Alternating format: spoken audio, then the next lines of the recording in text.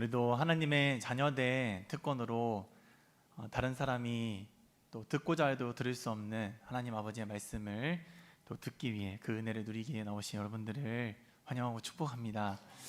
바울은 이 갈라디아 교회 성도들이 여러 가지 거짓 교사들의 유혹과 또 헷갈리는 말들에 넘어지는 것을 또 안타까워했지만, 그 중에서도 더더욱 안타까워했던 것은 그들이 아들의 또 딸의 또 자녀된 특권을 여전히 누리지 못하고 종과 같은 사람들처럼 살아갔기 때문입니다.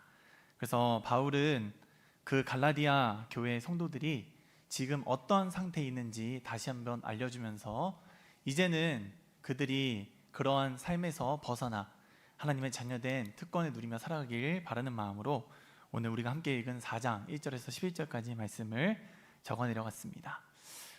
그 당시에 갈라디아 교회의 성도들, 그리고 그들과 비슷한 삶을 또 우리의 삶의 모습에서 찾을 수 있는 또 우리들에게서는 여전히 종과 다름없는 존재라는 그 사실을 발견하게 됩니다. 고대 시대에는 미성년자의 시기를 끝내고 성인이 된다는 것이 자녀로서 매우 중요했습니다. 2절에서 후견인과 청지기 아래에 라고 나와 있는데, 그 당시에는 14살까지 후견인 밑에서, 그리고 15살에서 25살까지는 청지기 밑에서 양육을 받는 문화가 있었기 때문입니다.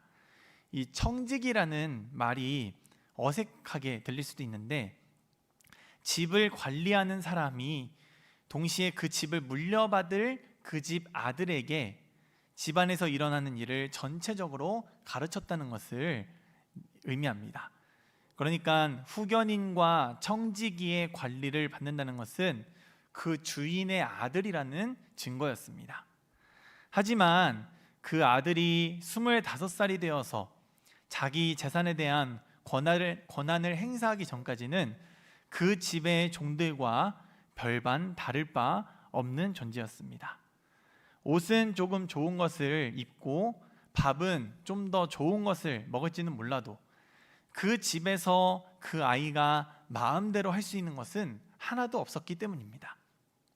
그 모든 것들을 물려받기로 약속이 되어 있고 앞으로 그것들의 주인이 되기로 약속이 되어 있지만, 25살이 되기 전까지, 성인이 되기 전까지는 그 아들은 그 집에 숟가락 한 개도 마음대로 못하는 존재라는 것입니다. 주인이라는 것은 자유롭게 마음대로 할 수 있어야 하는데, 미성년자인 아들이나 다른 종들이나 마음대로 할 수 없는 것은 마찬가지였습니다. 그런데 그 아들이 성인이 된 이후에도 자신을 다른 종들처럼 자유가 없는 사람이다 라고 생각한다면 어떤 일이 벌어질까요? 자기가 물려받은 것들을 전혀 자유롭게 누리고 그것들을 즐길 수가 없게 됩니다. 아무리 수많은 재산과 자유가 주어지더라도 그것이 자기 거라는 인식이 없으면 소용이 없는 것입니다. 제가 어릴 때 제가 다니던 유치원에서 아이들에게 경제관념을 이렇게 길러주려고 시장놀이를 한 적이 있습니다. 돈은 가짜 돈을 이렇게 줬지만 물건들은 진짜로 진열을 해놓고 자기가 산 것들을 직접 먹고 집에도 가져갈 수 있게 이렇게 시장놀이를 했는데, 거기에 뭐 떡볶이, 김밥 이런 것도 팔고 콩나물, 오이 이런 채소도 팔아서 먹거나 가져갈 수 있게 했던 것입니다. 그런데 안타까운 것은 제가 그때가 몇 살인지는 정확히 기억이 안 나는데 돈을 써본 적이 없었던 것입니다. 그래서 제 손에는 아이들이 돈이 부족해서 못 사 먹고 못 살까 봐 그 시장에서 파는 것들을 실컷 먹고 사라고 가짜 돈이지만 꽤 넉넉히 아이들의 손에게, 그리고 제 손에 쥐어줬는데 그것을 쓸 줄도 모르고, 또 저희가 집에 어렸을 때 조금 가정 형편이 어렵다 보니까 항상 엄마 아빠가 돈 없다 얘기를 들어서 그런지 이걸 아껴야 된다는 생각에 아무것도 못 사고 뱅뱅 돌기만 했습니다. 그러다가 선생님이 보다 못해서 아무거나 사봐 라고 하니까, 얼마 전에 엄마가 집에 당근이 없었다고 한 것 같은데 그 당근 하나만 사서 들고 또 뺑뺑 도는 겁니다. 아, 저 떡볶이 먹고 싶은데 돈을 쓸 줄도 모르고, 김밥 먹고 싶은데 쓸 줄도 모르니까. 그러니까 나중에 그 분식집을 맡은 선생님이 이 공짜로 주대니까 그냥 먹어라 라고까지 했습니다. 그 돈은 그 자리에서 제가 충분히 자유롭게 당연히 누릴 수 있는 권리였는데, 저는 그 돈을 쓸 줄을 몰라서 결국 남겨서 집에 가져갔습니다. 엄마가 웃으면서 이걸 남겨서 어디다 쓰려고 그랬느냐라고 얘기한 것 같은데, 이런 것처럼 본인이 받은 권리를 깨닫지 못하면 그것을 누리지도 못합니다. 그것만큼 어리석고 안타까운 일이 없습니다. 애초에 받지도 못했다면 덜 아쉽겠지만, 받아놓고도 쓸 줄을 몰라 못 받은 사람처럼 살고 있으니 얼마나 불쌍한 일이겠습니까? 아들이 되어놓고도, 자녀가 되어놓고도 여전히 종과 같이 산다는 것이 그만큼 안타까운 일입니다. 그렇다면 우리도 예수님으로 인해 하나님의 자녀가 되었음에도 불구하고 여전히 구원을 의심하고 스스로를 정죄하는 죄의 종노릇을 하고 산다면 정말 바보 같고 불쌍한 인생을 살고 있는 것입니다. 사실 예수님이 우리를 구원하시기 전까지는 대부분의 사람들이 이러한 반쪽짜리 자유 속에서 반쪽짜리 자녀된 삶을 살았습니다. 하나님의 백성들은 하나님께 율법을 받으면서 동시에 영적인 자유를, 약속을 받기는 했지만 약속만 받았을 뿐 여전히 소유는 하지 못하고 누리지는 못했습니다. 그것이 율법 아래에 있는 사람들의 특징이었습니다. 우리가 계속 갈라디아서 말씀을 통해 살펴본 것처럼 율법은 우리가 죄인이라는 사실을 더 알려줄 수는 있어도 우리가 구원을 받을 수 있는 방법이 되지는 못했기 때문입니다. 물론 그것은 율법이 잘못한 게 아니라 율법을 못 지키는 우리에게 그 탓이 있지만, 어쨌든 율법만 가지고서는 도저히 그 약속된 재산, 오늘 본문에서 말하는 것처럼 유업, 유산을 내 것으로 만들고 누릴 능력이 우리에게 없었기 때문입니다. 그래서 히브리서 기자는 히브리서 10장 4절에 이렇게 말하고 있습니다. 이는 황소와 염소의 피가 능히 죄를 없이 하지 못함이라. 그런데 갈라디아 성도들은, 그리고 지금 우리의 모습 중에서도 여전히 이 황소와 염소의 피로 죄의 용서를 받고 구원을 받을 수 있다고 생각하는 사람들이 있었고 지금도 여전히 존재한다는 것입니다. 예수님이 십자가에 달려 죽으시면서 단번에 영원한 제사를 드린 이후에는 그 누구도 이제는 짐승의 피를 힘들게 흘려가며 제사를 지내지 않아도 되었습니다. 하지만 여전히 율법을 지키지 않으면, 또 하나님 앞에 내가 무언가를 하지 않으면 구원을 받기 어렵다는 그런 헷갈리는 그 오해가 우리를 괴롭히고 넘어지게 한다는 것입니다. 그러한 생각을, 그런 오해를 하게 되는 이유는 우리가 하나님을 만족시켜야 한다는 잘못된 생각을 가지고 있기 때문입니다. 그런데 사실 이렇게 신을 만족시킨다는 관점은 이방인들이 우상을 섬기는 방식과 같습니다. 우상은 결국 사람이 만든 신입니다. 그러니까 사람의 생각을 벗어날 수가 없는 것입니다. 사람은 일반적으로 오는 게 있어야 가는 게 있지, 주는 게 있어야 받는 게 있지 라고 생각합니다. 그럼 신도 우리에게 그냥 무언가를 줄 리가 없지 라고 생각하는 것이 합리적이고 타당하다고 생각합니다. 인간이 만든 우상도 그럴 것이라고 생각하는 것이 우상을 섬기는 사람들의 생각입니다. 오늘 본문에는 초등학문이라는 단어가 나오는데, 이 초등학문이 무엇을 의미하는지에 대해서는 매우 다양하고 첨예한 논쟁이 계속되어 왔습니다. 대표적으로 어떤 주장을 하고 있다라는 것도 없이 각 주장을 하는 여러 사람들이 많이 여전히 있기 때문입니다. 그런데 우선 그런 논쟁과 상관없이 이 초등학문이라는 단어가 우리나라 사람들에게는 초등학교를 먼저 떠오르게 해서 마치 이 초등학문이 쉬운 것, 유치한 것이라고 오해하기 쉽다는 것입니다. 우리가 지난번에 살펴본 3장 24절 25절에도 초등교사라는 말이 나와서 우리가 비슷한 오해를 하게 되는데, 여기서 말하는 초등이라는 단어는 기초라는 의미에 더 가깝다고 생각을 하시면 좋습니다. 초등학교에서 배우는 것도 물론 쉽고 유치하게 느껴지기도 하지만 더하기, 빼기, 기역, 니은, 디귿, ABCD 이러한 것들을 하지 않고서는 다른 것들을 배우고 읽을 수 없습니다. 기초는 쉽지만 중요합니다. 그래서 이 초등교사, 초등학문이라는 단어를 단순히 쉬운 것, 유치한 것이라고 생각하기보다 가장 먼저 배우는 것이라고 생각을 하시면 이 성경이 어떤 의미를 말하고 있는지를 더 명확하게 알 수 있게 됩니다. 실제로 여기서 이 초등학문이라고 번역된 헬라어 스토이케이아라는 단어는 알파벳이나 이 세상을 구성하는 그때 당시에 그 과학이나 철학에서 이 세상은 물, 불, 공기, 흙으로 이루어졌다라고 하는 알파벳 기초학문을 말할 때 이 스토이케아라는 또 단어를 썼습니다. 그래서 이러한 사실을 근거로 그리고 세상의 초등학문이라는 말을 근거로 이 초등학문을 우상숭배라고 주장하는 사람들이 먼저 있습니다. 예를 들면 하늘에서 비가 안 내린다, 그러면 여호와 하나님을 믿는 사람들은 여호와께 그것을 구하겠지만 여호와를 믿지 않는 세상에서는 물의 신, 비의 신, 자연이 우리에게 비를 준다고 생각하고 그 신을 만들어서 제사를 드리는 것입니다. 이러한 기초학문을 근거로 해서 이방인들은 수만 가지 신을 만들어냅니다.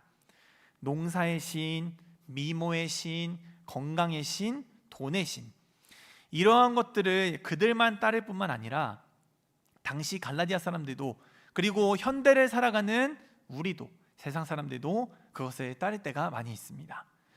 교회는 다니니까 하나님께 기도는 하면서도 여전히 세상의 방법으로 그것을 얻어내려고 하고, 그 과정에서 하나님의 뜻을 거스르거나 심지어 세상법을 어기는 것도 아무렇지 않게 여길 때가 있습니다. 그것 자체가 신이 되면 그것을 얻어내기 위해 옆을 보지 않고 경주마처럼 달려가기 때문입니다. 그러한 사람들은 아버지 되신 하나님께 구하는 것이 아니라 여전히 그 자연만물에 의지하게 되는 것입니다. 또 한편에서는 이 초등학문을 율법이라고 보는 관점이 있습니다. 율법은 예수님이 오시기 전에 여호와 하나님을 믿는 사람들에게 기초적인, 그리고 처음 받아들이는 구원의 방법이었습니다. 제사를 드려서 죄를 용서받고 계명을 지켜서 하나님의 백성으로 살아가는 방법을 알려주었습니다. 그리고 오늘 본문 10절에서 절기와 해, 여러 가지 그 날들을 지킨다는 말도 유월절, 초막절과 같은 그런 절기와 날을 지킨다고, 그런 것들을 의미한다고 생각해서 이 초등학문을 율법이라고 생각했던 것입니다. 그런데 이 초등학문을 세상의 학문으로 생각하고 우상숭배로 바라보든 또 율법이라고 바라보든지 둘 다 여전히 타당성이 있고 여전히 근거들이 있어서 무엇이 완전히 맞다고는 할 수 없습니다. 하지만 우리가 공통적으로 얻을 수 있는 것, 그리고 공통적으로 얻을 수 있는 교훈이 있습니다. 이 두 가지의 공통점은 무엇이냐면 예수 그리스도를 유일한 구주로 생각하지 않는다는 것입니다. 그들은 유일한 것은 물론이고 확실한 구원의 도를 눈앞에 두고도 여전히 우상숭배든 율법이든 그리스도가 아닌 것들을 통해서 유익을 얻으려고 했고 구원을 받을 수 있다고 생각을 했던 것입니다. 고기도 먹어본 사람이 먹는다고 종노릇에 익숙한 우리는 하나님의 자녀라고 일컬음을 받았지만 여전히 그것들을 누릴 방법을 알지 못해 세상으로부터, 그리고 우상으로부터 평강을 찾으려고 하고 율법으로부터 구원을 얻으려고 합니다. 하지만 오늘 말씀은 그러한 갈라디아 성도들과 우리들에게 성인이, 성년이 되어 어엿한 상속자가 되는 방법, 그리고 그것을 어떻게 하면 잘 누릴 수 있는지 그 방법들을 알려주고 있습니다. 먼저 우리는 그 아들을 받은 자들이라는 것을 알려주면서 그 아들을 통해서 우리가 어엿한 상속자가 되었다고 알려주고 있습니다. 4절에서 말하는 때가 참해라는 말은 25살이 되어서 아버지의 재산을 물려받은 아들이 마침내 아들로서의 권리를 행사하고 누리는 것을 생각나게 합니다. 그와 동시에 이 땅에 구원자를 보내시겠다는 하나님의 약속이 때가 차서 마침내 이루어지는 것을 또 생각나게 합니다. 하나님은 예수님을 보내셔서 우리를 어떻게 자녀된 권세를 가질 수 있게 하셨는지 그 방법은 무엇이었을까요? 먼저 율법 아래에 있는 자들을 속량한다고 말씀하십니다. 율법 아래에 있다는 말은 율법을 지켜야 하는 의무 아래에 있다는 말입니다. 그런데 모든 사람은 죄인이기 때문에 율법 아래에 있으면 율법을 지키지 못한 죄로 처벌을 받아야 하는 존재가 될 수밖에 없었습니다. 속량이란 노예의 주인이 만족할 만한 적당한 값을 지불하고 노예를 해방시켜 줄 때, 노예를 구원할 때 쓰는 단어였습니다. 노예에게 주인이 있듯이 죄인에게는 율법이 주인입니다. 율법을 만족시키는 적정가를 지불할 때, 그러니까 율법을 지킬 때 율법으로부터 자유로울 수 있는 것입니다. 그래서 예수님은 그 값을 치르시기 위해 직접 자신이 여자의 후손으로 태어나십니다. 여자에게 나셨다는 말은 율법의 아래에 있는 율법의 종인 인간의 몸을 입고 오셨다는 말입니다.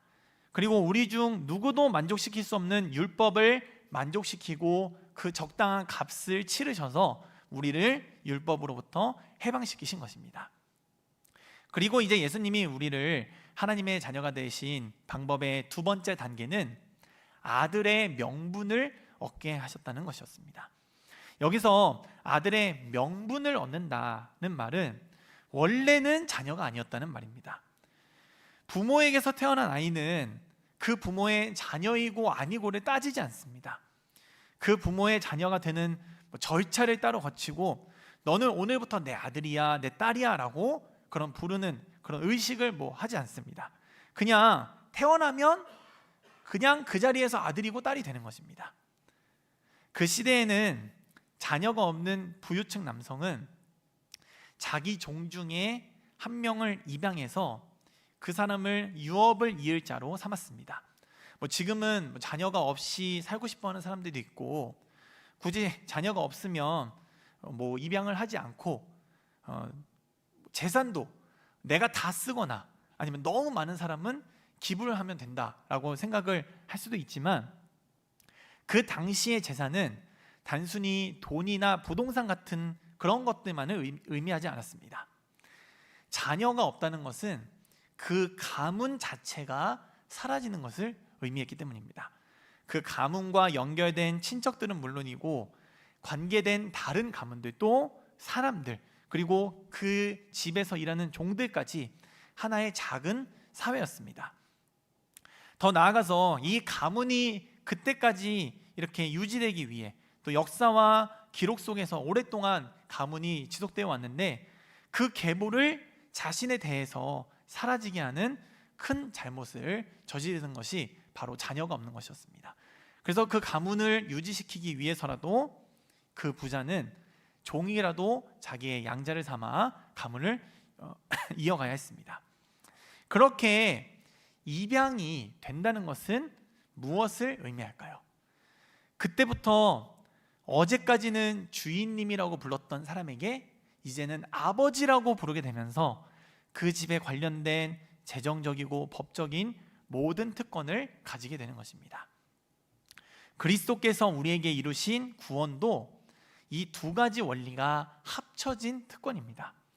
바울은 마침 그 당시에 있던 제도와 문화를 가지고 설명을 합니다.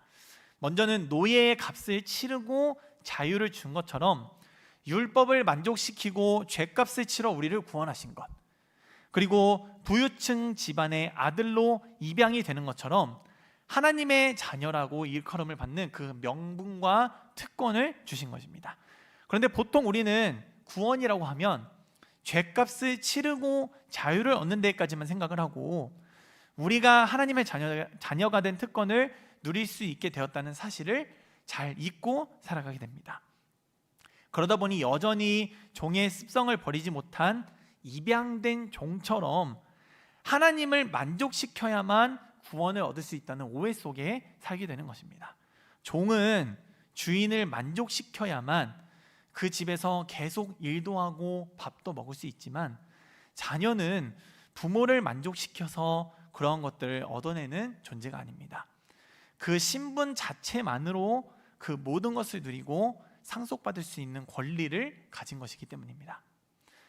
이 사실을 기억하지 않는 한 우리는 죄를 짓거나 실패하고 넘어질 때마다 불안해하고 절망에 빠지게 됩니다. 마치 우리가 예수님의 피로 인해 하얀 도화지처럼 깨끗해졌지만 그것을 다시 선한 삶으로 채워가는 것은 우리 몫이라고 생각하기 때문입니다. 하지만 예수님은 우리의 마음을, 우리를 하얗게 만들어 놓으실 뿐만 아니라 우리의 행동으로 그것을 채우시지 않고 본인의 의로 우리의 삶을 다시 채워 넣으십니다. 우리가 받은 것은 자유일 뿐만 아니라 하나님의 자녀가 되어 예수님과 똑같은 특권을 누리는 유산이기 때문입니다. 오늘 이 제목이 아빠 아버지요 라는 제목이기 때문에 제가 이렇게 아이를 낳고 이렇게 키우면서 예화를 이전에 여러 번 들었기 때문에 설교를 하면서 가급적이면 제 아이 얘기를 안 하려고 이제 하지만, 오늘 이 제목이 제목이다 보니 또 안 할 수가 없습니다. 제 딸이 저에게 밥을 얻어먹고 옷을 얻어입고 할 때 내가 아빠한테 잘못하면 밥을 안 주려나, 내가 아빠한테 실수를 하고 아빠 마음에 안 들면 옷을 못 얻어입고 이 집에서 쫓겨나려나 걱정하지 않습니다. 그런데 우리는 하나님의 자녀된 자로서 그것들을 여전히 걱정하고 구원마저도 걱정하게 됩니다.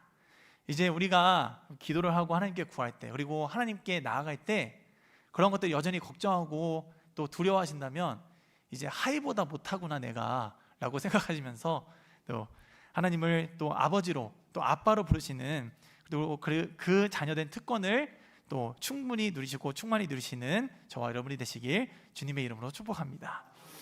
이 종에서 아들이 된다는 것은 또 그냥 아들이 되는 것이 아니라 외아들이 되는 것입니다. 그 집에는 자녀가 없었기 때문입니다. 그러니까 단순히 어떤 집에는 장자로 태어나서 다른 동생들보다 더 유산을 많이 받는 것, 그것보다 훨씬 더 큰 유익과 권리를 누리게 되는 것입니다. 이러한 문화적 배경을 가진 바울의 예화는 우리가 받는 유익이 얼마나 큰지 또 알려주고 있습니다. 우리는 독생자이신 예수님과 똑같이 마치 하나님의 하나뿐인 아들인 것처럼, 딸인 것처럼 그 특권을 누리는 사람이라는 것입니다. 원래는 종이 되기에도 가당치 않은 존재들이었지만 이제는 하나님의 자녀로 하나님을 아빠, 또 아버지라고 부를 수 있는 존재가 된 것입니다. 4절에서는 아들을 보내신 하나님에 대해서 말하고 있는데, 이제 6절에서는 그 아들의 영을 보내셨다고 말씀하십니다. 우리는 이제 그 아들을 받았을 뿐만 아니라 그 아들의 영을 받은 사람들입니다. 여기서 말하는 그 아들의 영은 바로 우리가 잘 아는 성령님을 말합니다. 이에 대해서는 로마서 8장 14절에서 15절도 같이 증언하고 있습니다. 우리 같이 한번 읽어보겠습니다. 시작.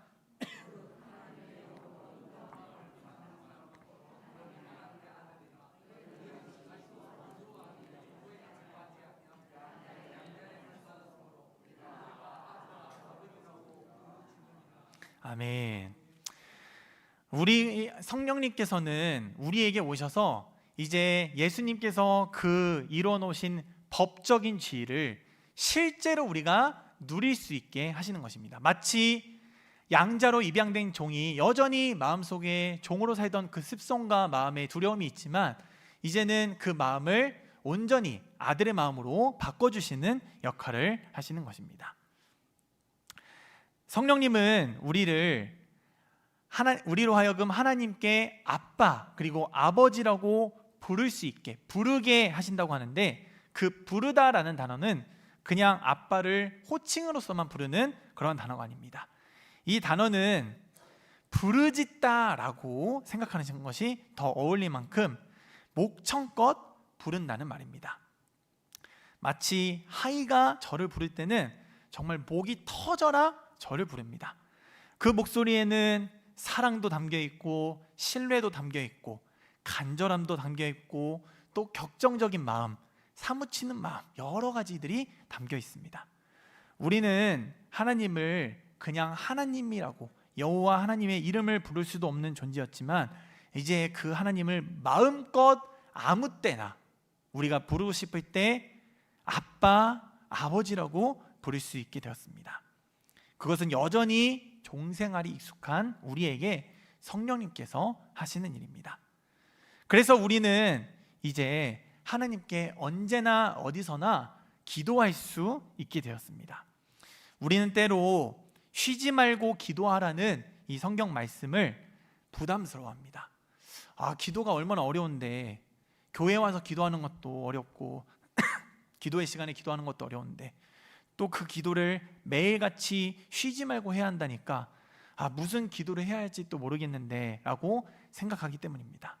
그런데 이제는 이 쉬지 말고 기도하라는 말이 우리에게 의무가 아니라 마치 아빠가 자녀에게 무슨 일 있으면 무조건 아빠한테 먼저 전화해, 무슨 일 있으면 아빠한테부터 전화해 라고 하는 것처럼 우리의 무슨 일이든, 우리의 아픔이든 슬픔이든 우리의 기쁨이든 즐거움이든 우리가 바라는 것, 우리가 구하는 것, 우리의 감사한 것, 그 모든 것들을 하나님께 아뢰 수 있는 그런 사랑의 표현이라는 것입니다.